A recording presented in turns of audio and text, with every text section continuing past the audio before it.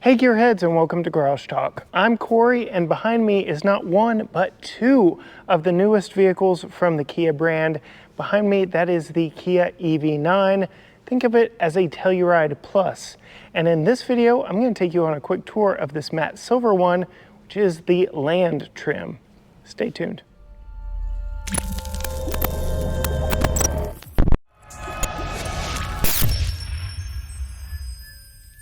All right, Gearheads, I do want to thank Kia for flying me out here to check these out in this beautiful studio. I got to see them earlier this year at their New York debut, but it is great to be able to check them out here in person and to spend a little more time getting to know them. As I mentioned in the intro, this is the Land trim. Not quite the top trim, not quite the base trim. You'll see more about that when we get inside, but this really is the electrified Telluride for all intents and purposes. Much like the Kia EV6 that we've tested here on the channel, this is built on a scaled up version of that eGMP platform. It's a skateboard platform with the batteries riding underneath the vehicle.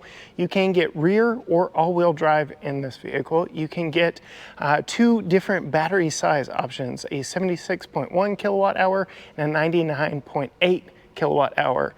In rear-wheel drive form with that 99.8 kilowatt hour battery, Kia is targeting hopefully over 300, but right now they're just saying 300 miles of range with an 8.8 second 0 to 60 time. So respectable numbers for a big three-row SUV, although the range on it could be a little bit bigger to compete with the likes of Rivian, though this should be a far cheaper vehicle than the R1S. From the Rivian brand. Normally, this is where I would show you under the hood and show you the engine of whatever vehicle I'm looking at. But given that there is no engine under the hood of this one, there really isn't too much to see, but I will still go ahead and pop the electronic latch on the hood here to show you exactly what Kia has underneath this svelte hood. And that is the most front storage of any Kia product. You know that the EV6 gets just a little bit of a hatch. Still not enough to put a roller bag in here, but definitely enough to keep your charge cord or some other materials that you don't need to access that often. But yes, that is all you get under the hood of this vehicle. Closing the hood, you can appreciate the design language of this one. So we have LED lights, LED running lights on this one, and that opposite United design theme up front here with this one. Kia does have excellent aerodynamic efficiency with this one, with a drag coefficient of 0.28, which helps contribute to some of those range numbers. Coming around to the side, you can really see the boxy proportions of this. Like I said, think Telluride Plus. This one is in one of the two matte finishes available here on the Kia EV9. There are also 8 glossy finishes, of which you can see that blue GT-Line over there. That one is a glossy one, but I really like this matte silver on this particular model. Coming down here, much like many of the other brands' products, they have very unique wheels wrapped in 275/50 R20 Kumo. I'm not even going to try and pronounce that brand or model name. Kumo tires, much like their gasoline variants, they are leaning into these Kumo tires. And they're surrounded by these black wheel arches and the black lower body cladding, again, to give this SUV more of a tall, rugged, up off the road appearance. And coming to the doors, you get power door handles that do pop out, much like a Mercedes-Benz S-Class or some of their electronic or EV products themselves over at Mercedes. So very interesting that you get a Mercedes feature here on a Kia. Open the door, we'll look into these a little bit more here in the interior in just a second, but you'll see lots of sustainable materials in here. Very large doors and back windows back here in the back make getting in and out very easy. And then we have the charge door on the back corner right here. It is a power charge door. And you can see we have a J1772 and a CCS plug. As of right now, we don't know if the Hyundai Motor Group is going to go to that next standard. So that's what we've got right there. but power charging door. And then we get these Constellation taillights. It's an unnamed constellation that these were designed after, but definitely give the back end of the EV9 a very distinct look. Then you get that big, bold Kia logo and a power hatch. Opening up the power hatch, much like the Telluride, you get a little bit of storage back here behind the third row of seats. You get a false load floor here with a little more space underneath, and then a 50-50 two-person rear seat. So if you can look up ahead, you can see this is a 6-person configuration here in this model, and Kia does give you places to store those seat belts for when the rear seats are folded flat. We'll also call out the top tethers back here on the backs of the seats. There is a button right here for closing the hatch, but it looks like Kia even gives you an option right here to bring that hatch much closer to you, but you do have to hold that button. Very interesting look there, but I'm gonna go ahead and close that, and we're gonna come around to the side and check out the interior from the driver's side. So we pop open the door and take a look at the interior. Now, Kia is claiming 10 sustainable materials being used.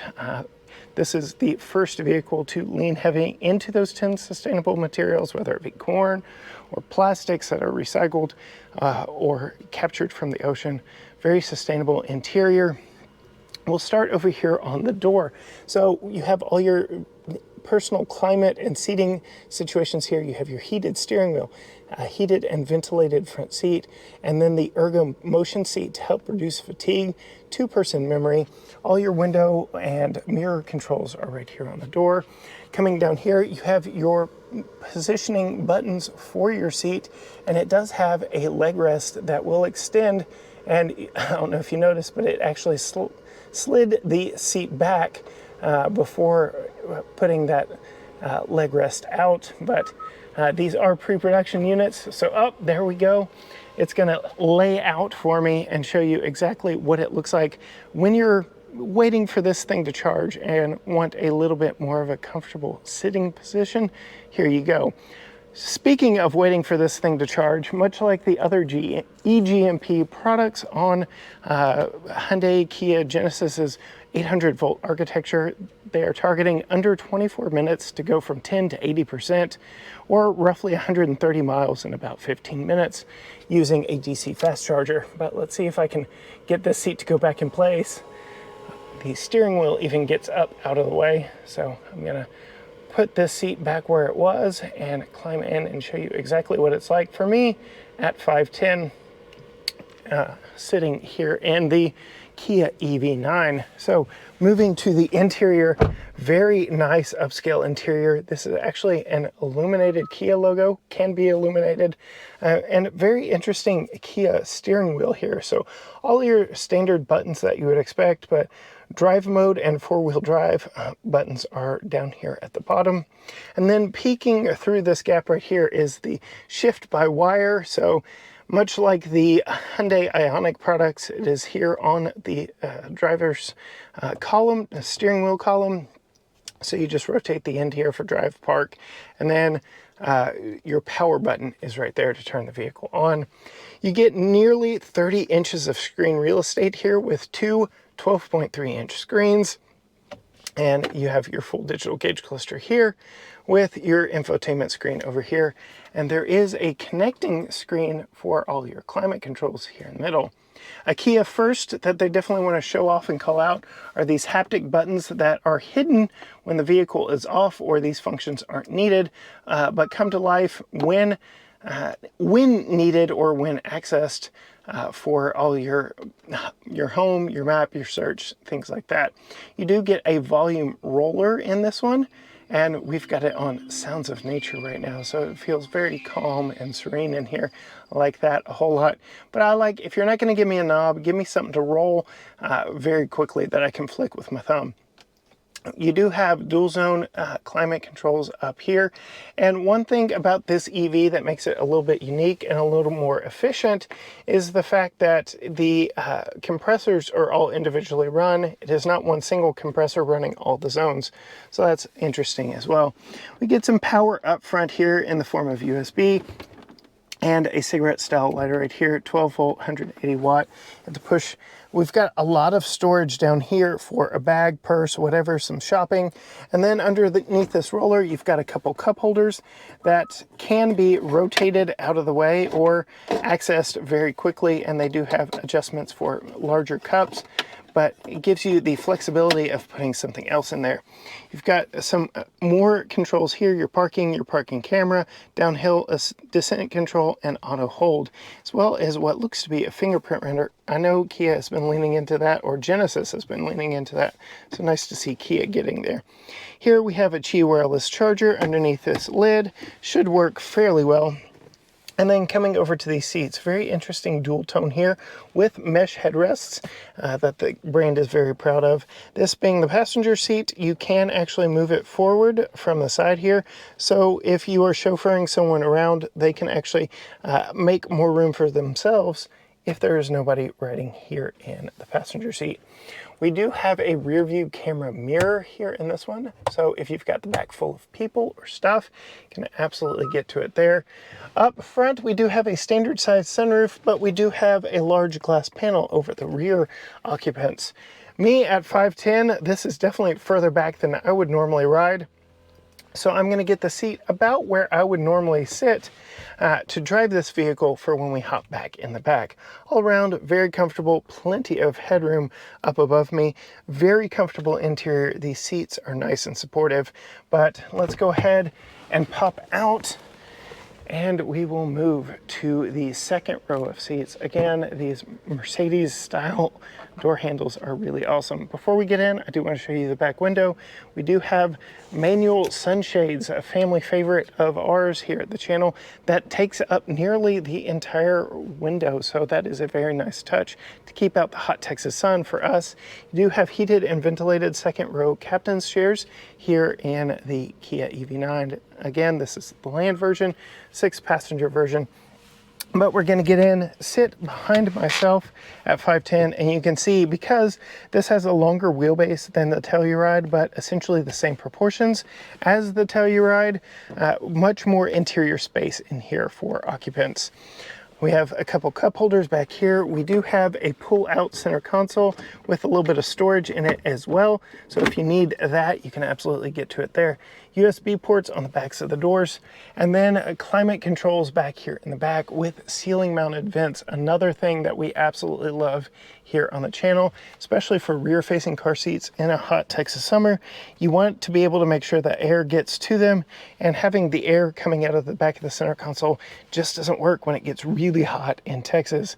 Very nice and comfortable supportive seats. I've got a nice view out in front of me, but I'm going to pop out and show you what the side controls of these seats look like, and the fact that there is a button right here and on the top of the seat to lean it forward, get it out of the way. So it is a power folding second row seat. You can see it is not child seat friendly.